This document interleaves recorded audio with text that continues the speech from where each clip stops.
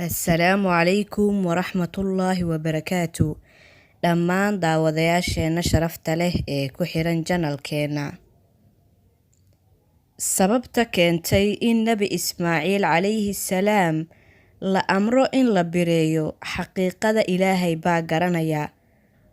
Balse sida la sheegay Nabi Ibraahim calayhi salaam ayaa sadaqeeyay 1,000 neef oo ari ah, 300 oo lo ah iyo 100 neef oo geel ah. Wuxuuna ku baxshay jidka Ilaahay.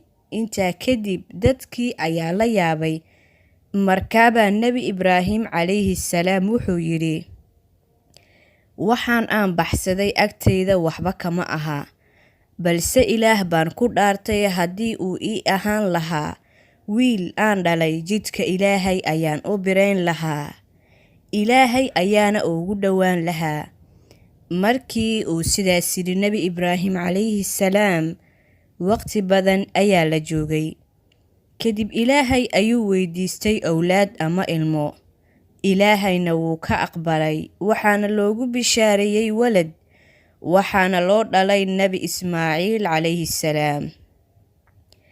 Nabi Ismaaciil calayhi salaam markuu weynaaday ee uu gaaray 2 sano, ayuu Nabi Ibraahim calayhi salaam ku riyooday isagoo biraynaya wiilkiisa Ismaaciil calayhi salaam, laguna yidhi oofi nadarkaaga dhaartaadii hadda ka hor.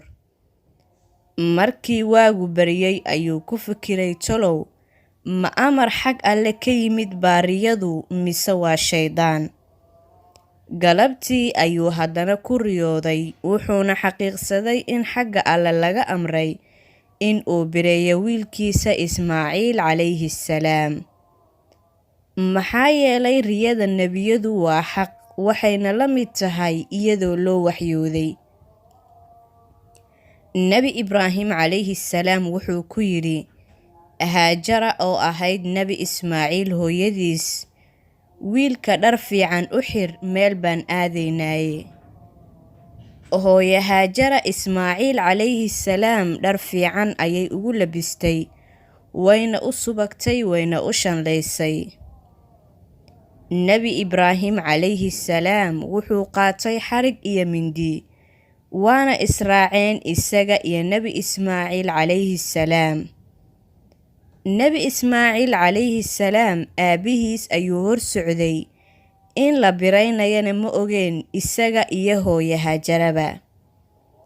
Ibliis ama shaydaan ayaa damcay in uu ka faa'iideysto. Markaabuu Nabi Ibraahim calayhi salaam ku yidhi, miyaadan arkayn ma wiilkan baa la qali karaa? Nabi Ibraahim calayhi salaam wuxuu ku yidhi, Ilaahay ayaa i amray waana biraynayaa. Ibliisku markii uu ka quustay Nabi Ibraahim calayhi salaam, ayuu u tegay hooyo Haajara wuxuuna ku yidhi, halkan ayaad iska fadhisaa. Ibraahimna wuxuu doonayaa in uu bireeyo wiilkaaga Ismaaciil. Haajara waxay tidhi, iga daa beenta, xageed ku aragtay aabba ilmihiisa biraynaya? Ibliis wuxuu yidhi, sidaas daraaddeed ayuu u qaatay xarig iyo mindi. Haajara waxay tidhi, maxaa kalifay in uu bireeyo wiilkiisa Ismaaciil? Ibliis wuxuu yidhi, wuxuu sheeganayaa in Ilaahay ku amray arrinkaa. Haajara waxay tidhi, kollay baadil Ilaahay ku amri maayo. Markii Ibliis ka quustay Haajara, ayuu aaday wiilkii yaraa ee Nabi Ismaaciil ahaa si uu u fidneeyo, wuxuuna yidhi, waad faraxsan tahay oo waad iska cayaaraysaa. Aabbahaana wuxuu kuu wataa xarig iyo mindi, wuxuuna doonayaa inuu ku bireeyo. Ismaaciil wuxuu yidhi, warbeenta iga daa, maxaa aabbahay ii biraynayaa? Ibliis wuxuu yidhi, wuxuu sheeganayaa in Ilaahay amray inuu ku bireeyo. Ismaaciil calayhi salaam wuxuu yidhi, waan maqlayaa, waana adeecayaa, waana yeelayaa amarka Ilaahay. Ibliis markuu doonay inuu hadal kale u celiyo, ayaa Ismaaciil calayhi salaam qaatay dhagax, wuuna ku tuuray, wuxuuna ooga dhuftay isha bidix. Ibliis waa iska tegay isagoo hoogay oo khasaaray. Nebi Ibraahim calayhi salaam iyo Ismaaciil markay gaareen meel la yiraahdo Mina oo u dhow Kacbada, ayaa Nebi Ibraahim calayhi salaam ku yiri Ismaaciil, wiilkaygiiyow, waxaan riyo ku arkay aniga oo ku biraynaya, maxaa ra'yigaagu yahay? Ismaaciil calayhi salaam wuxuu yidhi, aabbaheeyow samay waxa Ilaahay ku amrayo, waad i heli doontaa haddii Alla idmo inaan ka mid ahay dadka wanaagsan. Nebi Ibraahim calayhi salaam markii uu maqlay hadalkii wiilkiisa Ismaaciil, wuxuu qiray uuna ogaaday in Ilaahay uu ka ajiibay ducadiisii hadda ka hor uu Ilaahay ku baryay, taasoo ahayd Rabbi hab lii mina as-saalihiin. Nebi Ibraahim calayhi salaam Ilaahay ayuu ku xamdiyey. Intaa kadib Nebi Ismaaciil calayhi salaam ayaa yidhi, aabbaheeyow, waxaan kuu dardaarmayaa dhowr shay. Markii aad i biraynaysid, iga xir gacmaha si aanan kuu dhibin. Wejigayga iska sii jeedi, waxaa laga yaabaa inaad wejigayga u jeedo ood iga naxdo oo aad ii naxariisato. Dharkaaga xaydo oo kor u qaado si aan dhiigu kuugu faniinin. Hooyadayna inta kugu aragta dhiigga aysan ka murgoon, anna uusan ajarka iga nusqaamin. Afayse mindida kuna dhaqsa biraynta si ay iigu fududaato sakaraatul mawdku, maxaa yeelay mawdku waa daran yahay. Qamiiskayga u gee hooyaday, ha igu xasuusatee. Aabbo, hooyaday igu salaam, waxaadna ku tiraahdaa ku samir amarka Ilaahay. Aabe, hooyaha u sheegin sida aad ii biraysay, xariggii aad igu xirtayna ha tusin.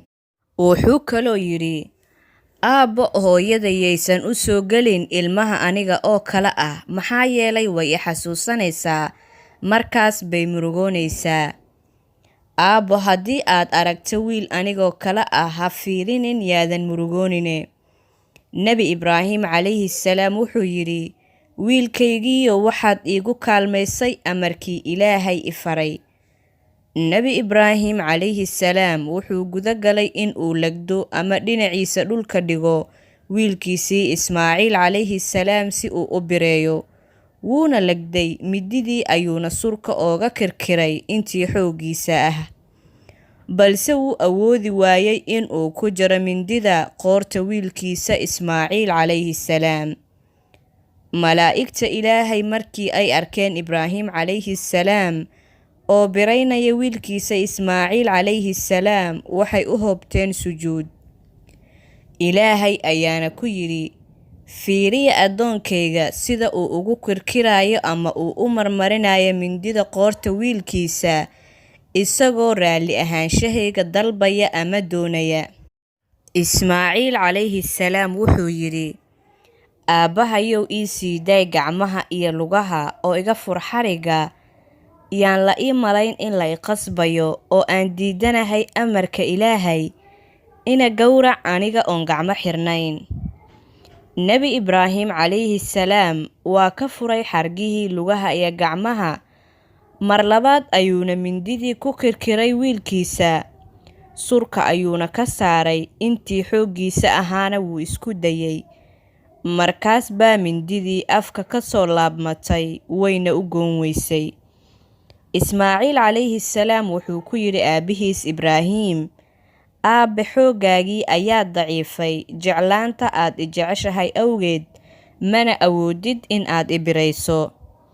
Nebi Ibraahim calayhi salaam mindidii ayuu ku garaacay dhagax, markaas bay dhagaxii laba u kala goysay, afka ay mindida lahayd awgeed. Nebi Ibraahim calayhi salaam wuxuu yidhi, mindidani way kala goynaysaa dhagaxa, hilibkana ma goynayso. Nebi Ibraahim calayhi salaam mindidii ayaa la hadashay oo tiri, Ibraahimow, waxaad i leedahay waxgoy, Ilaahayna wuxuu i leeyahay ha goyn. Sideen amarkaaga u yeelaa, Ilaahayna u caasiyaa? intaas markii ay xaaladdu marayso ayaa Ilaahay u naadiyey kuna yidhi aayadahan qur-aanka ah. Ilaahay wuxuu u keenay wan weyn oo laga keenay sida la sheegay jannada, waxaana lagu beddelay Nebi Ismaaciil calayhi salaam. Jibriil oo la socday wanka ayaa yidhi Allaahu akbar, Allaahu akbar, Allaahu akbar. Nebi Ibraahim calayhi salaam wuxuu yidhi laa ilaaha ila allah wallaahu akbar. Nebi Ismaaciil calayhi salaamna wuxuu yidhi Allaahu akbar walilaahi alxamdu. Sidaas daraaddeed ayaa takbiirta la qaadaa maalinta ciidda Carafo, inagoo ku dayanayna Nebi Ibraahim calayhi salaam. Nebi Ismaaciil calayhi salaam waa awowga kore oo uu ku abtirsado rasuulkeena Maxamed, nabadgelyo iyo naxariis korkiisa ha ahaatee. Nebi Ismaaciil calayhi salaam wuxuu ku soo barbaaray Maka al-Mukarrama. Nebi Ibraahim calayhi salaam wuxuu Nebi Ismaaciil calayhi salaam Ilaahay siiyey isagoo 87 jir ah. Hooyadii Haajarana waxay ahayd addoon ama booyaasa ay leedahay oo u shaqaysa xaaskii kale ee Nebi Ibraahim. Markii ay waxba u dhali weyday ayay ku dartay booyaasadii Haajaro ahayd, halkaas oo Ilaahay Nebi Ismaaciil ka beeray. Nebi Ismaaciil walaalo waxaa la dhashay hal wiil, wiilkaas oo ahaa Nebi Isxaaq calayhi salaam. Nebi Ismaaciil calayhi salaam wuxuu Nebi Isxaaq ka weynaa 14 sano. Nebi Ismaaciil calayhi salaam wuxuu dhalay 12 wiil, dhammaantoodna waxay noqdeen awowayaal lagu abtirsado. Nasabka Nebi Ismaaciil calayhi salaam waxaa ka soo jeeda Carabta mustacribada la yiraahdo. Nebi Ismaaciil calayhi salaam wuxuu noolaa 137 sano, wuxuuna ku dhintay Mako oo uu ku aasan yahay. Intaas waxaa inoogu dhammaaday qisadii Nebi Ismaaciil calayhi salaam oo kooban. Waan filayaa walaalaha qaaliga ah inaad ka wada faa'iidaysateen qisadeena.